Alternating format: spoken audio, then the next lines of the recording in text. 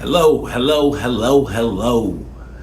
This is Lance, Black Hippie McQueen with BH/Bay Bias Boxing. And we're here for the recap. You want to talk about it? I want to talk about it, so let's talk about it. You know, two things I do know. I do know how to smoke, and I do know some boxing. So with that said, watching this week's card, I had to be reminiscent of Floyd Mayweather. Because not since Floyd have I really watched a fight and was just like really surprised. I think the last two fights I was surprised in was the Crawford fight. When Crawford beat Spence, I was a big Spence fan. I kind of fell in love with Spence. Pause, whatever. After the fact, I fell in love with Spence after he, basically after Floyd was done. Spence came in the picture. He was endorsed by Floyd, so me being a big Floyd fan, I just ran with Spence. So kind of like Pacquiao, when the whole Pacquiao situation jumped off, when Floyd was about to fight Pacquiao and went all of years, so you kind of pick sides. I pick sides with Spence,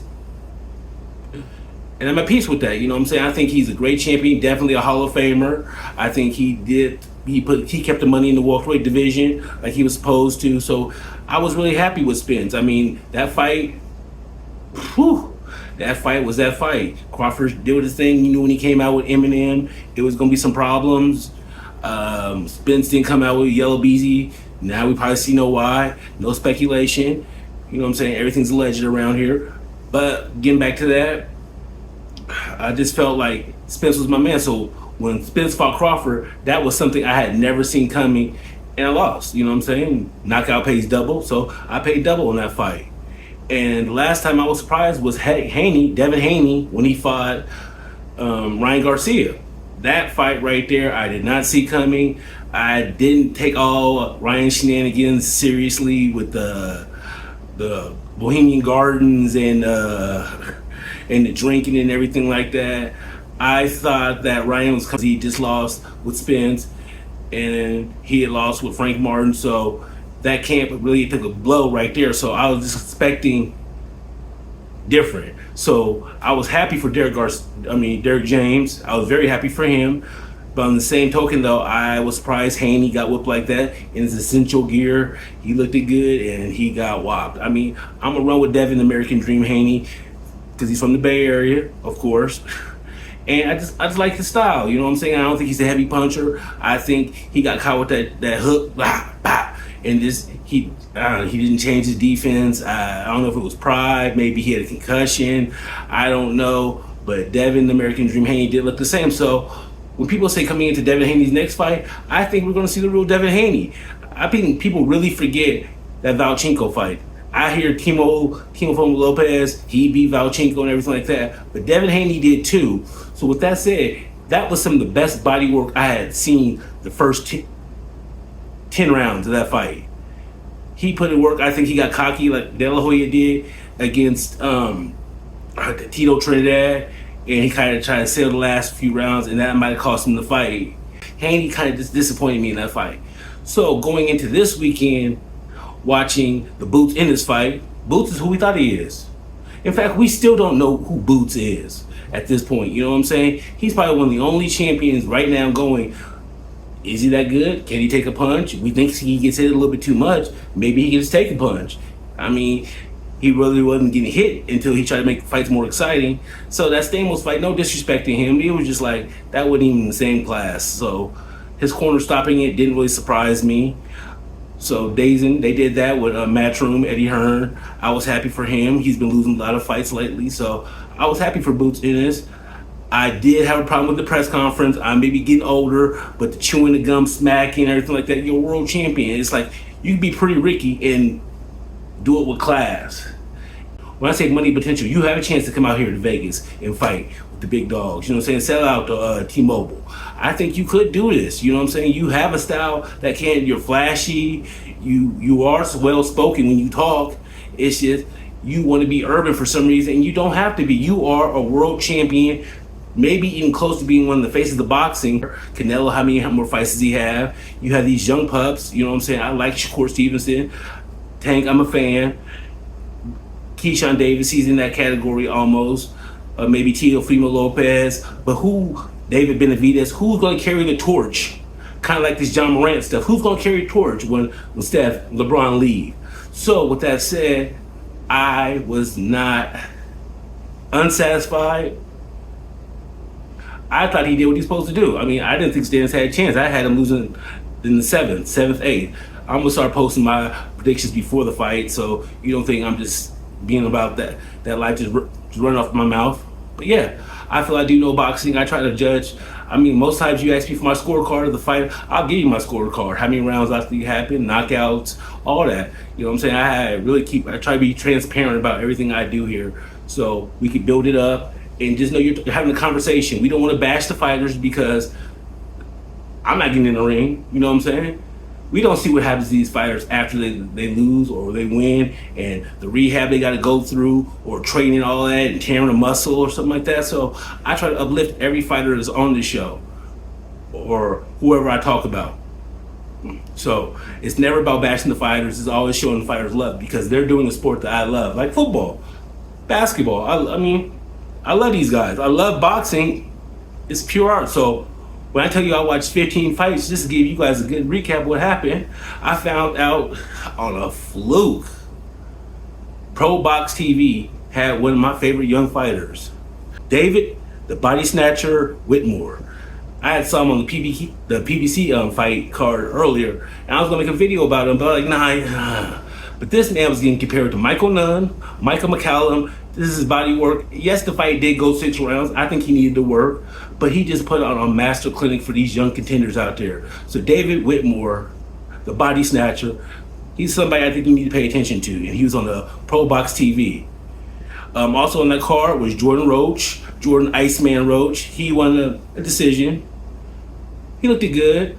He didn't hit the gas, but he did fight a contender who had been with the big dog. So it was like 4-round fight. It was a 6-round fight, featherweight fight. So yeah.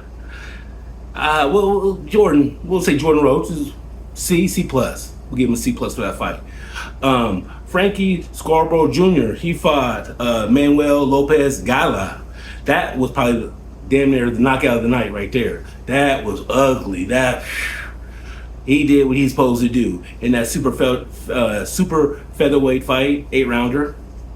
We had William Foster. He fought Brandon Benavidez for the WBA interim super featherweight championship.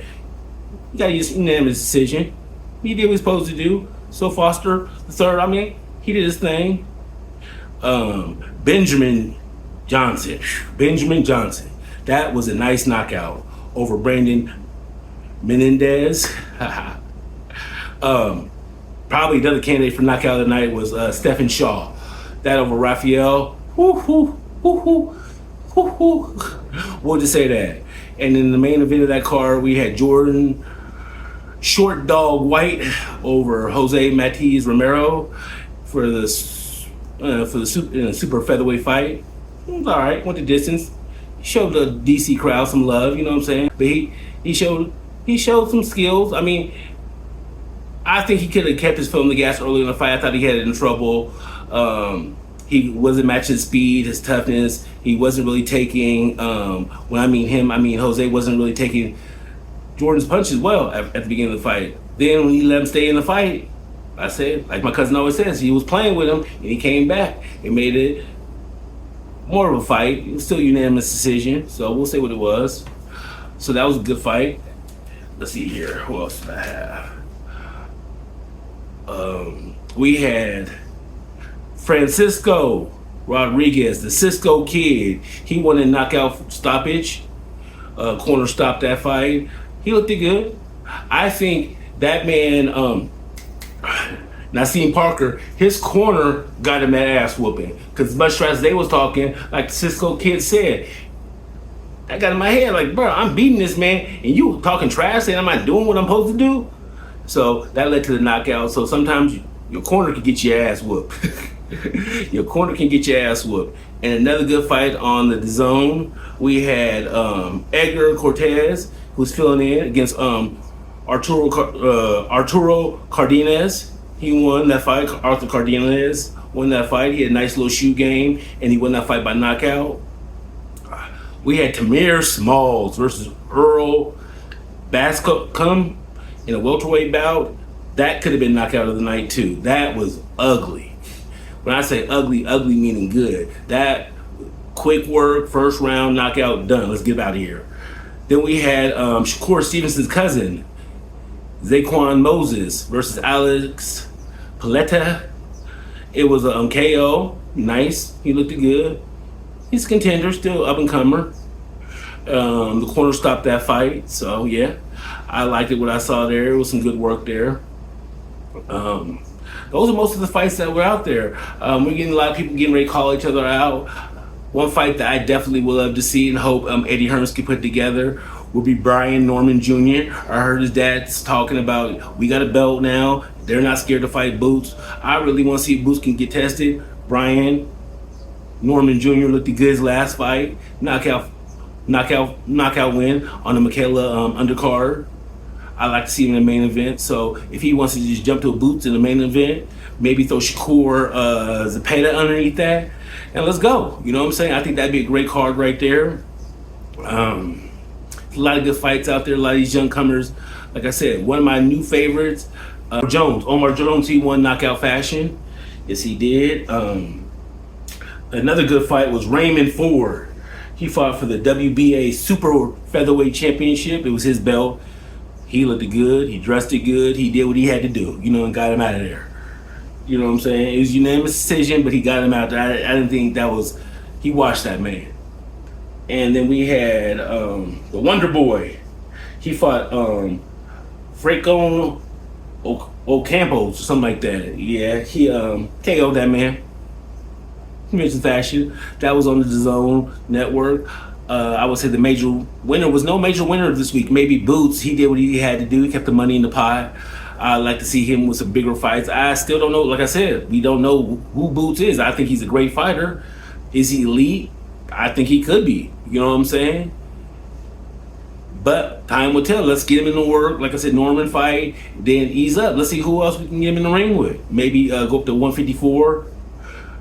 And put the money in the pot. So yeah, these are a lot of good fights that we like to see. It was a great weekend for boxing. I watched 15 fights. You go to my TikTok channel. I cover every fight. If I find a fight, I'm gonna cover it, watch it, and then post it on there for you. So this is more just my weekend recap. Hope you're enjoying. You subscribe to either channel. I'm gonna keep building it up. We got interviews coming up soon. We're lining up interviews so you can talk to some of these boxers. You know what I'm saying? We can go down to the gym, see them in the gym, get some sparring session.